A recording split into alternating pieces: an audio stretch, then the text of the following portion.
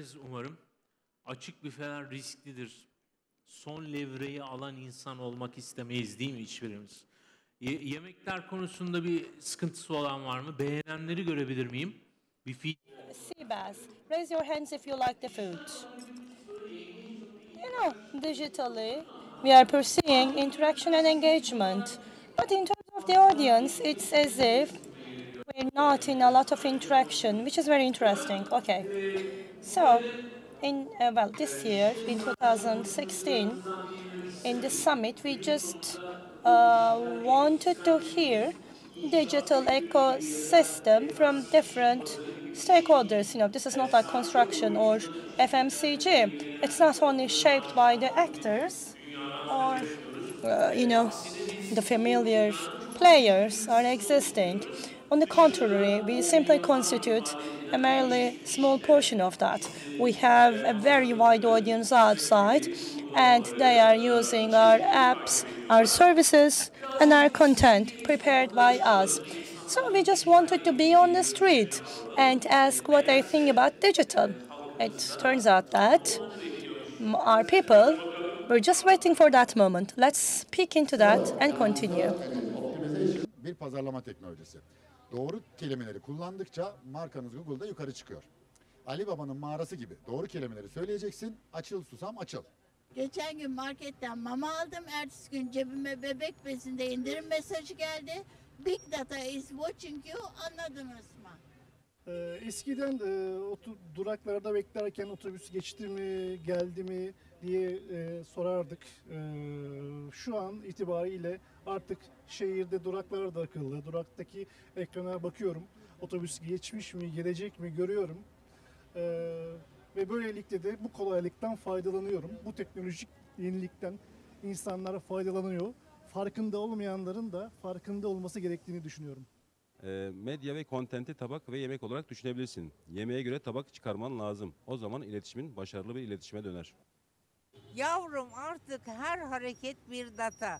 Ne aldın, ne zaman aldın, nereden aldın? Bunları doğru anlayan yeni işi ve ürünü geliştirir. Eskiden geceleri Previously, when you put the heating off, the room will be frozen. And now, I have a meter. So, our house became smarter. A decade ago, we had desktops. Now, it's in your pocket. So, you have to rule the content and adjust the content. When you are walking on the street, someone will wink at you from the windows, and you can send a message. Interactive windows. That's what I'm talking about.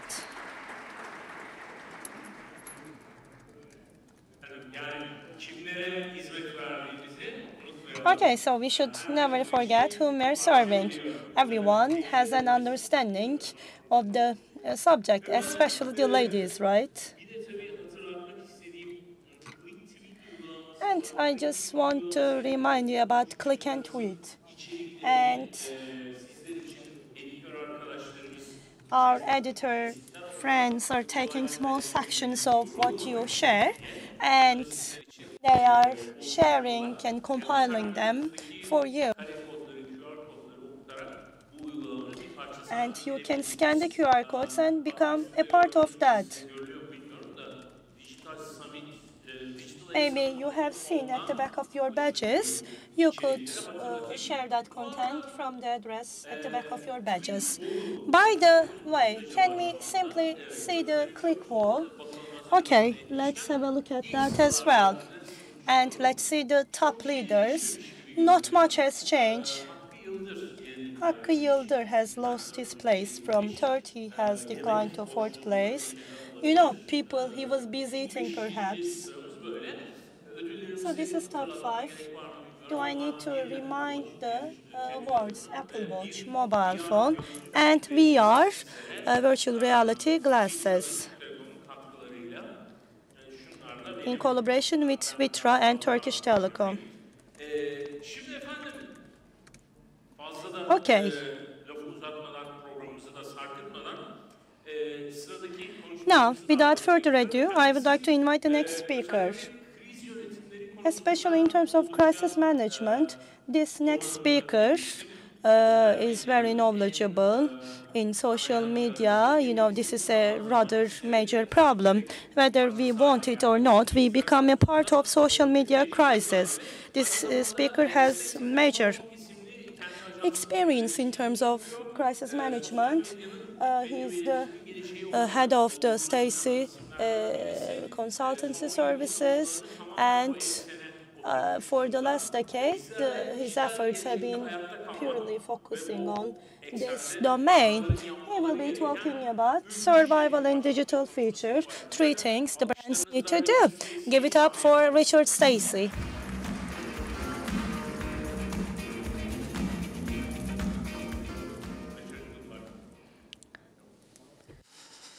Well, that's an old picture of me. I got rid of that one a long time ago. Never mind. Okay, my name is Richard Stacy, and I'm here today to talk to you about the future, appropriately enough. Gelecekten bahsedeceğim. There's a problem with the future, and the problem with the future is it is not what it used to be. I love this quote. It was given by this guy, Paul Valéry, back in 1937, and given what happened after 1937, I think it was fair enough to say that. I actually think, though, we're in a similar situation here now, if not for society as a whole, but this thing we call the digital revolution, I prefer to say the social digital revolution, it's kind of creating a new future, certainly for brands. This has actually led a number of people to predict the end of marketing as we know it, okay? This is a huge mistake. Marketing as we know it is not going to end. What's going to happen, what's happening, is the space within which marketing operates is shrinking, and a new space is opening up. And the problem is, therefore, all the things we used to do in marketing are not working as effectively as they used to. And in this new space, the new digital things, generally speaking, are not working well enough. That's the problem that we face, I think. Now, when the future changes, that brings problems. It also brings opportunities. Here's what I mean. This is us 10,000 years ago, back in what we now call the last ice age. But I have a question for you. Did the people here in the last ice age think that it was cold? Okay? Was this person here sitting around thinking, oh God, I just can't wait for the sun, this ice age to end? No, she wasn't thinking that. Because their past was cold, their present was cold, their future was cold. But at some point, that future changed. It warmed up. Now, we, looking back in a warmer world, looking back at that, we can see now that everything about their world was defined by the cold, right? But at the time, they couldn't see it.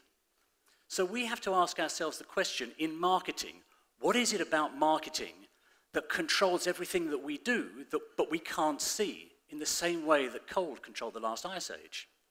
I'll tell you what that thing is. That thing is this thing called the audience. In marketing, we are obsessed with this thing called the audience, the idea that out there somewhere is an audience group-sized bunch of people that we've got to reach. It's why we talk about target audiences, creating audiences, engaging audiences. But why is it we have this obsession in marketing with the audience? This is why. It's because effectively a stage, like I'm on now, has been the only channel that we've had to reach people. Okay, marketing, the channels have been expensive channels, and you don't put on an expensive show for anything less than an audience-sized group of people. So really, marketing is a show that only works in front of an audience. Marketing as we know it is only a show that works in front of an audience, which is why we are obsessed with creating audiences in order to make marketing work. I'd like to show you now one of my favorite videos. It's ages old, but I still think it's great. Hopefully it's going to play. Yep.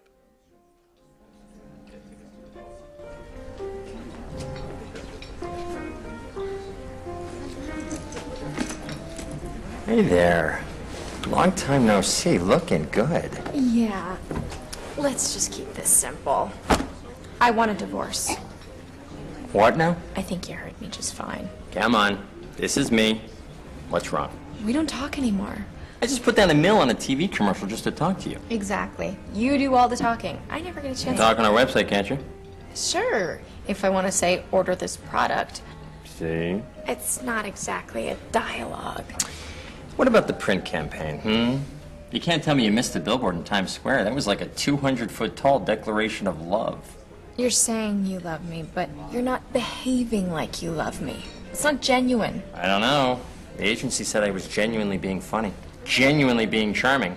They said you would love everything I did. Would you keep your voice down? You're not doing a radio commercial. Look, whether you're funny or not, it's just, I've changed, and you haven't. I mean, we don't even hang out in the same places anymore. You're not even listening, are you? Coupons. You want coupons, don't you? Look, come by the store. I got 2 words for you. Loyalty, reduction. Am I right? That was it, wasn't it? Let's just hug. If you knew me, you'd know I don't care about that. Know you? Sweetheart, I know everything about you. You're 28 to 34. Your online interests include music, movies, and laser hair removal. You have a modest but dependable disposable income. Am I the only one not getting the problem here? I'm out of here. Oh, come on. Don't be like that. Look, I'll tell you what. Come back here tomorrow. I'll give you the chance to win a Bahamas vacation. There's a small chance, minuscule, but technically still a chance. I want to be like the old days.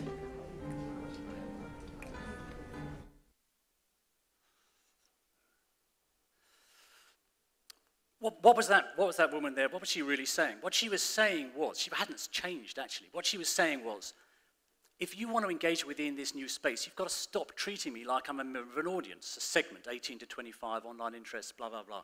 If you want to have a relationship with me in this new space, you have to treat me as an individual. That's the defining characteristics of this new digital space. You know, the audience has left the building. There are no audiences out there in the digital space, just individuals and groups, potentially in communities. So what do you do? What do you do if you approach an environment that is fundamentally a different type of environment? Okay? In the same way as we're doing here with digital marketing. Well, I can tell you what you don't do.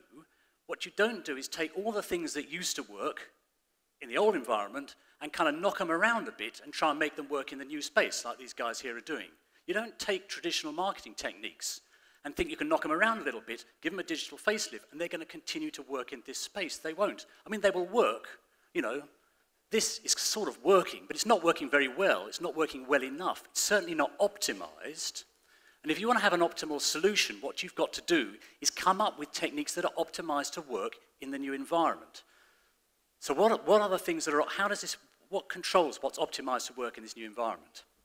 It's this. This is incredibly important. This new digital space, it's a connection environment. The old marketing space was a distribution environment. Connection and distribution, completely different things.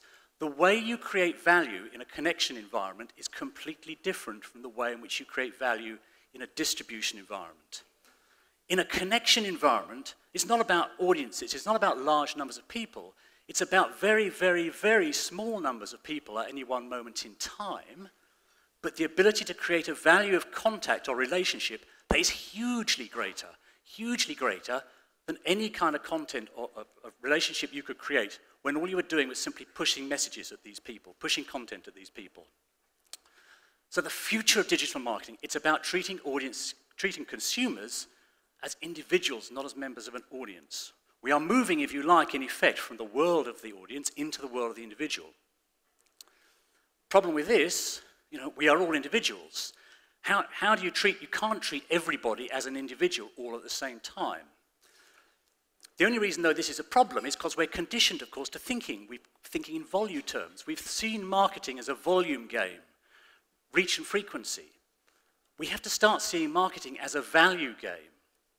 Now, that's the transition. I would like to show you an example of someone, a consumer, if you like, and show you what I mean by value. This guy here is called Catchy Watchy. In fact, he calls himself Catchy Watchy, probably. He lives, effectively, in a Logitech customer service community, and he spends all his time answering consumers' questions about Logitech products. 45,000 posts this guy's written, for example. So Logitech asked themselves a question, what's the value of this guy? What's he worth to us as a brand? Because they knew what it cost the brand to answer a question through conventional channels. So they said, okay, we'll see what kind of questions he's been asking. they worked out that this guy was generating for the brand, one man, $250,000 worth of value every year, right? Now that's an amount of money infinitely greater than his value as a consumer to them through his ability to consume a product, or any other way in which we've thought about value and consumers before. One person, $250,000. Now this guy isn't an influencer really, he's certainly not a brand ambassador, as we often think. The reason he's not a brand ambassador is that Catchy Watchy is deeply strange. He is a deeply weird individual because you have to be a deeply weird individual to spend your time in a customer service committee answering questions all the time. In fact, I would say social media is powered by people with mild personality disorders, but that's not necessarily a bad thing. Well, it's only a bad thing if you decide this guy's an ambassador and start to put him up there to try and represent your brand to consumers, which is what you shouldn't be doing. Okay, so that's an example of value. One guy, $250,000. Here's another example. You may be familiar with this guy. He's a guy called Dave Carroll. This is one of the original kind of customer service influencer case studies dating way back, so you may have heard of it, but basically, we've seen lots of them. But this guy, he had a very bad experience with United Airlines. They broke his guitar. He made a song about it. He made a video about the song. He put it on YouTube. It went viral, created a big nightmare for United Airlines. We've seen these things so many times. He was an incredibly influential consumer, but the thing is, you couldn't have had any influencer strategy that would have identified him in advance. You can't sit down like lots of brands are doing and try and plan out who their influencers are, right? He became influential. He became influential because of what happened to him, what he did, how he behaved, how United behaved, how United responded or didn't respond to his situation. And that brings us on to what is the real challenge for how you operate in this space. The challenge in this space is real-time behavior identification and response. The challenge in the old space was channel, message, reach, and frequency. Totally different challenge. In this new space, you don't target channels, you don't target people, you target behaviors. Now, this is why mobile is important. We've heard a lot today about mobile, the year of mobile, all that kind of stuff. Mobile is not a channel. Mobile is so not a channel. That is an old-fashioned media planner's way of looking at mobile. Mobile is important because a mobile phone is a behavior detection device. It is the best device that we have that allows you to stay in contact with consumers' real-time behavior. And the challenge is real-time behavior identification response. So if you think about mobile, that's how you've got to think about mobile, as a behavior detection device. Other valuable people, and this is a much bigger group, it's the people out there who are right now asking questions for which your brand is an answer. It astonishes me how few brands actually are aware of who these people actually are, or even what questions those people are asking. They're just not able to do it. One of the reasons they're not able to do it is because they're approaching marketing the wrong way. Behavior identification response, it's a process. The only way you respond to that is by having a process that allows you to do it. And that's why digital marketing is becoming a real-time, 24/7 process management task. And success in this space is going to be defined by the quality and effectiveness of your marketing process, not by the creativity of your message or content. Creativity of message and content, important, but it lives in the world of the audience. It doesn't live in the world of the individual. The world of the individual is all about process. This word process, it's astonishingly important, I think, because it brings us into this question of trust. One of the defining changes that's taking place in the social digital age is this shift in trust from institutions into processes. And these processes, in most instances, are managed within communities of connection. This is why I think, actually, the community, in one way, shape, or form, is going to become the new media. If we have a look, we think about a lot of the platforms that have been successful recently. Everyone talks about stuff like Uber, stuff like Airbnb. People often say these things are disruptive. The key to success in the digital future is to be disruptive. That's so not the case. Ask yourself this question. Did Uber become successful because it was disruptive? Did Airbnb become successful because they were disruptive? Or did they become disruptive because they were successful, right? They became disruptive because they were successful. And the success was based upon their ability to leverage the power of connection within communities of trust. Think about it, it's communities of trust that allow people to share a car with a stranger, in the case of Uber, to share their house with a stranger, in the case of Airbnb. Google effectively is a community of connection that allows people to trust strangers more than they trust their own friends. Amazon became the world's #1 online retailer. Why? Because it harnessed the power of communities of recommendation. eBay, communities of reputation. Wikipedia, think about Wikipedia. Wikipedia is a community that's run by people with mild personality disorders like Kachiwachi that call themselves Wikipedians. Wikipedia doesn't care about the content, it cares about the process that creates that content. And of course these next ones, I mean these are the really, really big ones. Bitcoin, which is the first example of a virtual currency, and of course blockchain technologies, what they do is they use community-driven processes to create the trust necessary to make financial transactions. That's why I don't really understand blockchain, but I know it's going to be big because of that single reason. So what's the relevance of this to a brand? This is the relevance of this to a brand. A couple of years ago, Edelman, PR agency, they did a survey where they asked consumers globally what they wanted from a brand, what behaviors they wanted from a brand. These are the top 4 things that they said. They said, we want you to respond quickly to people's concerns and complaints. We want you to communicate openly and transparently about how products are made and sourced. Give ways to ask questions and give opinions. And finally, invite people to be part of the development and refinement process.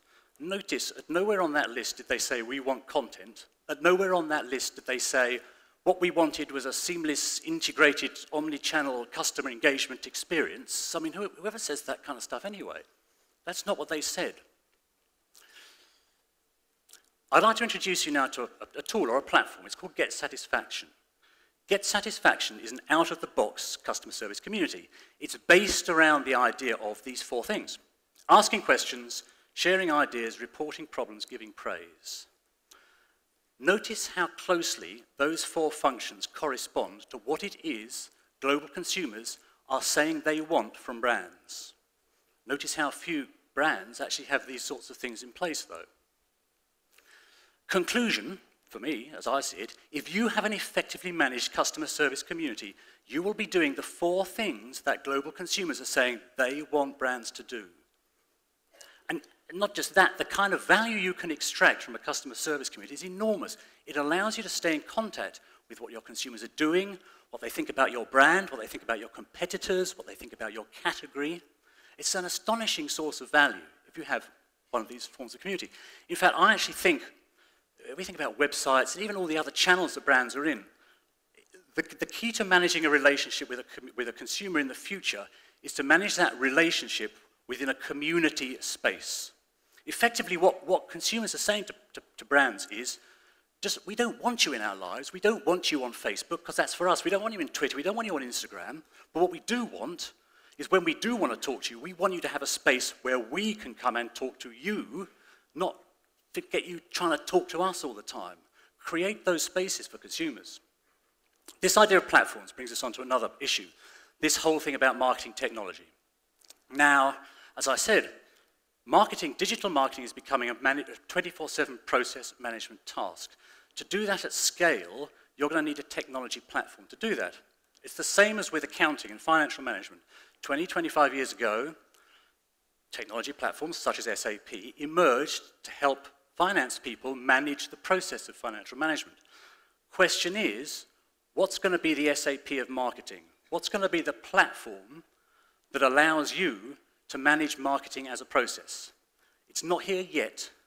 They're starting to emerge. It's a very important space. In 5 or 10 years' time, if you're a marketing director, the most important decision you could probably make is how you're going to hire and manage your provider of your marketing technology platform, not hiring or managing your creative or digital or content agencies. So this brings us on to the last, what I think is the last big game changer, this whole thing about big data in the world of the algorithm. I must admit, I don't really understand big data. I suspect not many people out there understand big data. In fact, I have a theory. This theory is most of the people talking about big data are actually small data people sensing a big business opportunity. And that's why the only thing I know about big data is it is so different from, it is so not lots of small data. It's why I use this picture here of a needle in a haystack. Small data was all about looking for needles in haystacks. Big data is about understanding as much as possible about the hay to predict where the needles are going to be. That turns everything around because in the old small data world, the hay you had to get rid of, it was the problem. In the big data world, the hay is the asset. The more hay you have, the more data you have, the better. Now, what this means for a brand, it's kind of difficult to understand, but the way I try and picture it is you have to start thinking three-dimensionally, data becoming 3D, becoming geological. Here's a geological map. At the top, you have kind of the surface. Underneath that, you have all these different layers of rock, right? As a brand, you're going to have to create your own data geology. Layers upon layers upon layers of individual data sets.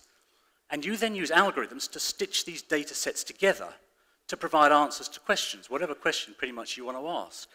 That's what you're going to have to do. Now, this is kind of strange, but to start to get a sense for how this works, I want to introduce you to something I call the kettle layer. Kettle, as an electrical appliance. Now, electrical smart meters, we're just having them now in the UK, what they can do, not only do they just measure the amount of electricity used by a household, they can actually detect the individual signatures of electrical appliances. So they can actually work out how and when and if you're using a kettle, for example. What that means is that usage of a kettle, your usage of a kettle, everyone's usage of a kettle, can become a layer within this data geology. And the implications of that, just to give you an example here, there are some financial services organizations out there that have created data sets with 8,000 points within them, i.e. 8,000 layers to their geological map. This doesn't mean they're trying to get 8,000 bits of information about customers. That's impossible, they couldn't do that. But that's the thing about algorithms. That's the small data way, trying to find out lots of information about individuals.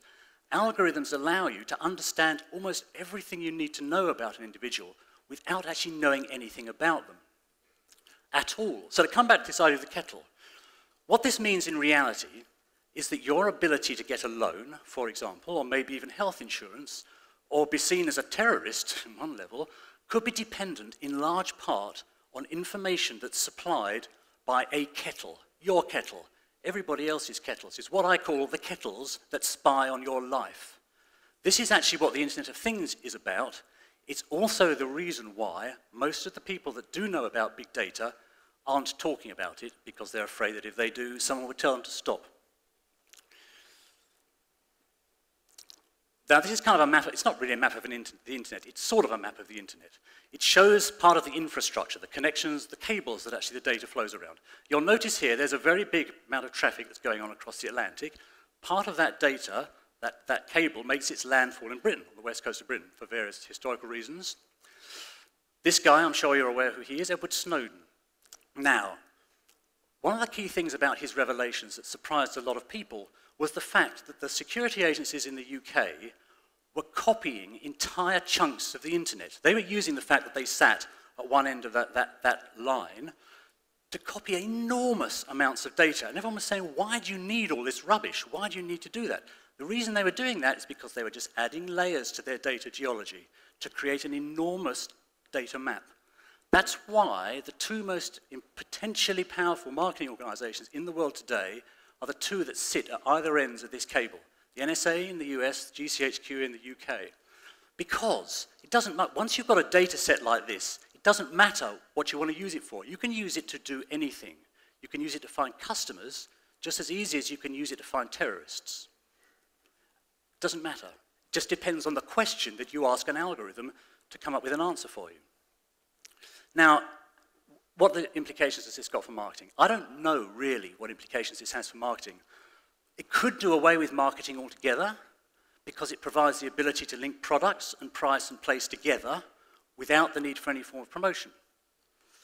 Another implication is it could actually exclude whole swathes of people from access to products or services, or allow brands to do that, creating in effect a kind of form of digital class system or digital caste system.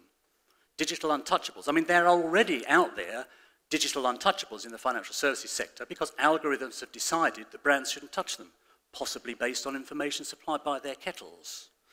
Nothing to do with the financial services information whatsoever. It's actually, I think this thing is quite scary. I don't really understand it, but I think it's really scary.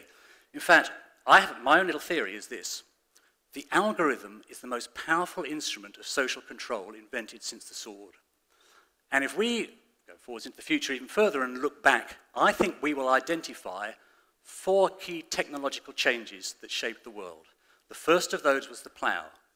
The second was the sword. The third was a printing press. And the fourth will be the algorithm. I think they are as big as that. Forget the internet itself, it's the algorithm that is potentially much more important. So from a brand's perspective, what does this mean? Basically, as a brand, it means you've got to start building you've got to create your data geology. You've got to find the data that you have, lock it down, add as many layers to it as possible, even the stuff that may seem as irrelevant as how people are using their kettles, and get yourself a data scientist to create the algorithms that stitch all this stuff together to allow you to answer questions. The other thing that I think that it means that's going to become really important is this thing called augmented reality. Now, this isn't augmented reality, this is virtual reality. Virtual reality has been a very big thing this year. Got some people doing it outside there. This is what I think of virtual reality. Virtual reality is a sideshow. It's invented by people in the tech industry to give them another gizmo to sell us, and also people in the create a new environment so that people in the content industry can sustain a dying business model. That's what I think about virtual reality. Augmented reality, however, is completely different. Why is augmented reality completely different? Another reason why mobile is astonishingly important. Augmented reality gives you the ability to put an algorithm in front of a consumer, between a consumer, the brand, and the real world. A consumer or a citizen, for that matter. And because of the power of the algorithm, that ability is going to be astonishingly important. Absolutely astonishingly important. Putting an algorithm in front of your consumer is going to be far, far more important than simply putting a message in front of your consumer. So, to conclude, I think I said in the introduction I was going to tell you 3 things. I'm actually going to tell you 4 things, so you get one for free. First thing, if you want to achieve success in the digital future, create and manage a process that allows you to relate to your consumers as individuals, not as a member of an audience, based on real-time behavior identification response. Second thing, understand how to use the medium of community as the principal space within which to manage your relationships with consumers. Third thing, focus on understanding and selecting providers of marketing technology platforms that will allow you to manage marketing as a real-time, 24/7 management process. And lastly, create your own data geology and get into augmented reality. So there you have it, my 4 things that I think you should focus on if you still want to be successful into the future. Thank you very much.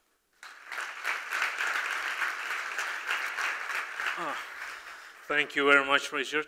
Pleasure. It was inspiring and exciting. You said mobile devices are behavior detection devices, right? So that makes the social media something like a global nerve system? Can we say that? Possibly, yes. I mean, that's an interesting way of thinking about it. Yeah. I think that's the case.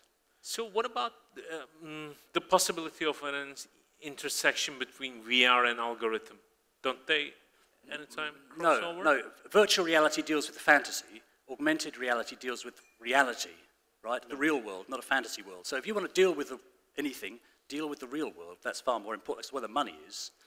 So, as I said, I think I could be wrong. You know, I think virtual reality, it's going to be there, but it's kind of a sideshow. From a marketing perspective, you know, forget it really. And your approach to big data reminded me the behavioral psychologist Dan Ariely's definition of big data. Maybe you're aware of that. He says big data is like the teenage sex, everybody says I do it, so you say I do it, but nobody knows how to do it, and this goes on and on. Except there are people who know how to do it and they're not talking about it. Yeah. For fairly obvious reasons, yeah. So, thank you once again. My pleasure, thank Hope you. to see you again. Okay. Maybe. Okay. The other one is, okay, thank you. Alkışlarınızla